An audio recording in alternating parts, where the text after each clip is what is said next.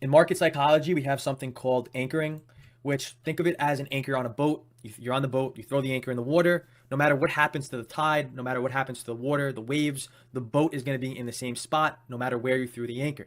Same thing with market psychology and the mind. If you strap your mind to the market and you throw the anchor out, if you do not change with the market, you're going to stay stagnant. You're not going to be able to adapt. And you're too busy focusing on where you drop the anchor rather than trying to move around and explore different territories and explore and adapting to new things what the market's telling you. So, anchoring is the process of remaining focused on what happened in the past and not adapting to the changing market. It's basically strapping yourself in and staying in one spot, which is a big no no with the market. The market is so complex, there's so many different variables, and every day, every week, every month, there's different factors which influence different things of the market itself. So, what people assume and what people teach is that things that have happened in the past will always guarantee what happens in the future. And what I'm trying to tell you here is that it's not true. What happened in the past does not necessarily guarantee that's going to happen 100% of the time again in the future. With technical analysis, we try to assess what happened in the past to try to assess, future correlations. But people stay completely stagnant and they do not adapt to the market. And that's why they never see consistency. That's why they never improve. And that's why they never take their trading to the next level. The key is adapting like a chameleon with the ever changing market and avoid becoming stagnant. So there's a couple of ways to avoid this. And the first one is through screen time and through experience. There's no better tool to learn than your own screen time and than your own experience.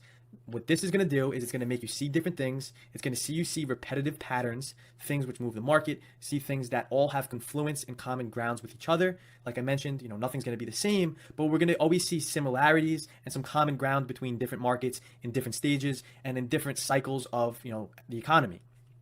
So screen time and experience is your best friend. You are going to learn the most from it. Also, record your trading journal, your wins, your losses, identify your mistakes, and in this journal, write down how the market was. You have to be as objective and as flexible as possible in your journal and in trading the market in real time.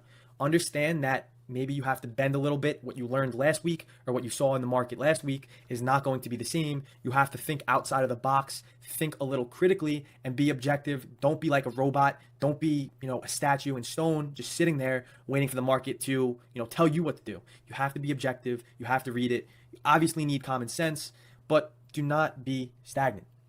You have to evaluate the context of the market regardless of your feelings. How is volume? Are buyers and sellers, gauging interest? Are we failing to break the highs, failing to break the lows? Where is liquidity? There's a whole bunch of different things, what I mean by context. Regardless of your feelings, the market is going to tell you, and the market is going to have different factors which affect different things on a daily basis. So you have to be able to assess these factors, write it down. What I personally do is every weekend, I look at the setups from the past week. I see what worked this week. I see what I could have done to improve. I see what had the most success, what failed the most for me. Then the following week, I try to use that as a basis and a guideline. And in the first couple of days of that week, if I see some similarities of the previous week, then I know maybe I'm going to see the same setups or see the same confirmation signals.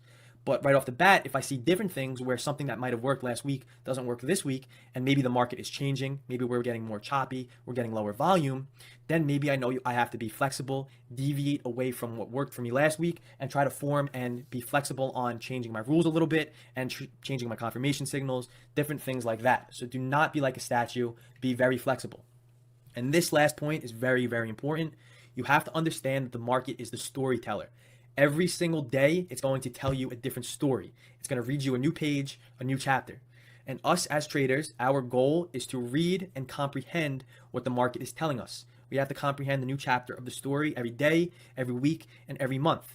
In books, every chapter is going to be different. Same thing with trading. Every week, every month, every year is going to be different.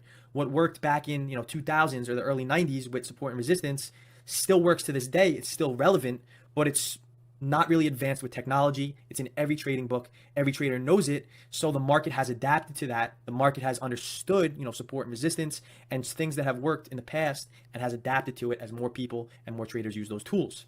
So you have to comprehend. There's no way of doing this. There's no way of basically reading the market and comprehending it without having your own skin in the game, without having experience, and without having screen time. It's not something you could learn from a book. It's not something that anyone is ever going to explain to you. It's using your own contextual analysis in your brain and relating it, comparing it to the market, learning from it, journaling it, and attaching it and basically combining different things to put the pieces together and to make an overall story or, let's say movie out of it.